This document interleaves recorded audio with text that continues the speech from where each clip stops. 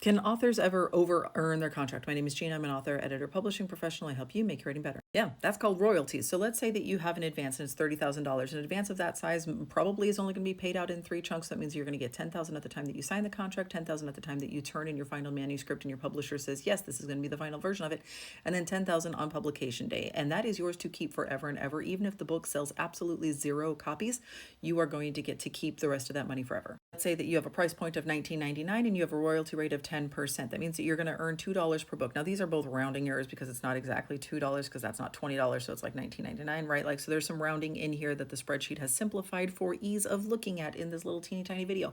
So it is going to take you approximately 15,000 sales. So 15,000 people have to buy your book in order for you to earn out. Now, the publisher is going to keep a little bit in reserve, and they're going to say like, oh, just in case people return their books, we're going to make sure that we have a little bit here left over so we don't have to yoink any money back from you.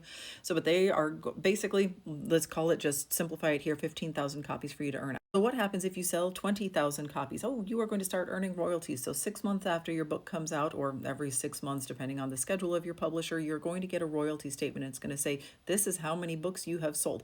A lot of those statements are going to be negative because they're going to say, we paid you $30,000 and you've only sold 12,000 copies, so you haven't earned out yet, but here you go. This is how you know what progress you're making. But then you might get one that says, hey, you crossed over and you've now sold 20,000 copies.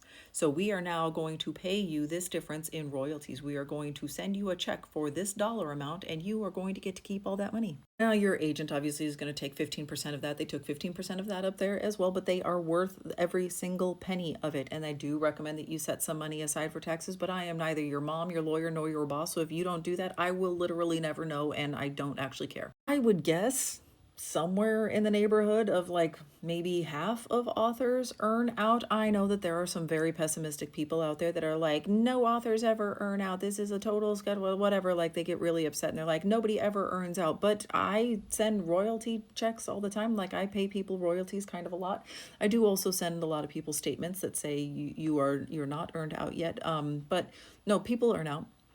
People earn out. In fact, in the last year, our agency has had, I can think of at least 3 authors who earned out before their first royalty statement came. So that means that their book released, and before they had gotten to that 6-month mark, they had already sold enough copies. So when their first royalty statement showed up, they had money with it.